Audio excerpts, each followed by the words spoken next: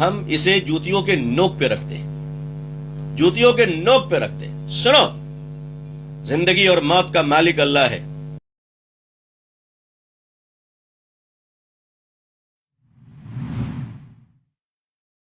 مسلمان کیا اپنی لڑائی کے ساتھ ہی ساتھ گاندھی جی پر جس طریقے سے حملہ ہوا اور مسلمانوں کو وہاں پہ ایک ٹارگٹ بنایا گیا ہے، آپ نے خود بھی سنا ہوگا کہ مسلمانوں کو ٹارگٹ بنایا گیا اور گاندھی جی پہ حملہ ہوا، تو کیا مسلمان اپنی لڑائی کے ساتھ ساتھ گاندھی کی بھی لڑائی لڑیں گے؟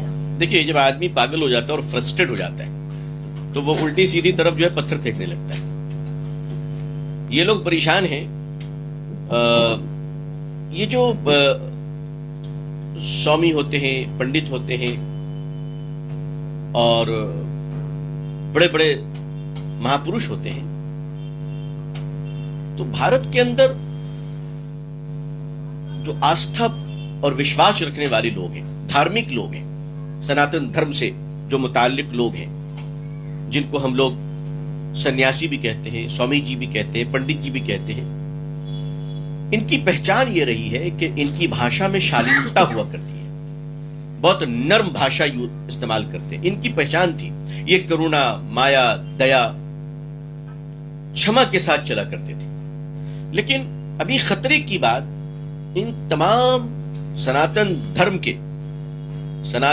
کے دھارمک ودوانوں پر ایک خطرہ منڈلا رہا ہے۔ وہ یہ منڈلا رہا ہے کہ اب ان کے وسطر کو کچھ غنڈے موالی ہائی جیک کر رہے ہیں۔ جیسے پہلے آتنکوادی لوگ ٹوپی پہن لیا کرتے تھے، حالانکہ ٹوپی سے کوئی مطلب نہیں، لیکن بتانے کے لیے کہ میں مسلمان ہوں، تو اب کچھ غنڈے موالی اور کچھ بالکل لچڑ قسم کے لوگ، چونی پہ بکنے والے، رات میں گانجا پی کر سو جانے والے، صبح اٹھ کر دوسروں کی چیر ہنن کرنے والے، اس طرح کے لوگ ہمارے سناتن دھرم کے مہاپروشوں کے وسطر کو ہائی جیک کر رہے ہیں، جیسے گروت لباس۔ لیکن ان کے بھاشاؤں کو دیکھ لیجئے تو ان کے وسطر کو دیکھ کر لگتا ہے کہ یہ سنیاسی ہیں، مگر چرتر کو دیکھ کر لگتا ہے کہ وہ سارے کے سارے ستیاناسی ہیں۔ تو یہ جو بڑا ڈیفرنٹ ہے کہ چرتر اور وسطر، یہ بڑا فرق آ گیا۔ تو سناتن دھرم کے سچے لوگوں کو اپنے وسطر کی رکشا کی ضرورت پڑ گئی ہے۔ رہی بات کہ انہوں نے کہا مسلمانوں کو کاٹ دو، مار دو، ہم اسے جوتیوں کے نوک پہ رکھتے ہیں، جوتیوں کے نوک پہ رکھتے ہیں۔ سنو، زندگی اور موت کا مالک اللہ ہے۔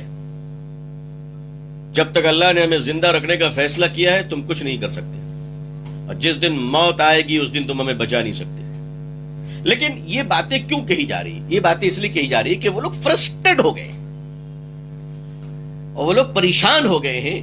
اب سوچیے آپ کہ پہلے جو ہے اسلام کو گالیاں دینے کے لیے امپورٹڈ مال منگوائے جاتے تھے، بنگلہ دیش سے تسلیمہ نسرین کو بلایا جاتا تھا، لیکن اب مجھے لگتا ہے کہ یہی شاید فیکٹری کھل گئی ہے، اور تسلیمہ نسرین اور سلمان رشدی کے جوائنٹ اکاؤنٹ سے کچھ یہاں بھی پروڈکشن سٹارٹ ہو گئے۔ تو اب جو لوکل مال مارکیٹ میں آ رہے ہیں، اب ان لوگوں نے کہا کہ کاروبار اچھا، یہ دھندا ہم ہی شروع کر دیتے ہیں۔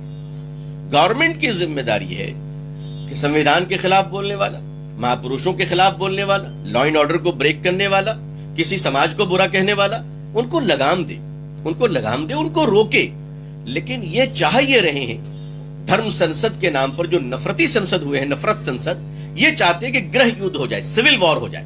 انشاءاللہ یہاں بھارت میں کبھی ایسا نہیں ہوگا ہی نہیں، اس لیے کہ ہم کریں گے نہیں۔ ہمارا سنگل کنسپٹ ہے کہ اس دیش کی اکھنڈتا کو بچاتے ہوئے اس کو وکاس کے مہا اونچائی پر لے کر جانا ہے، اور جو جو اس کے بیچ میں رکاوٹ بنے گا ان سب کو بھی اس سے ہٹا دینا ہے۔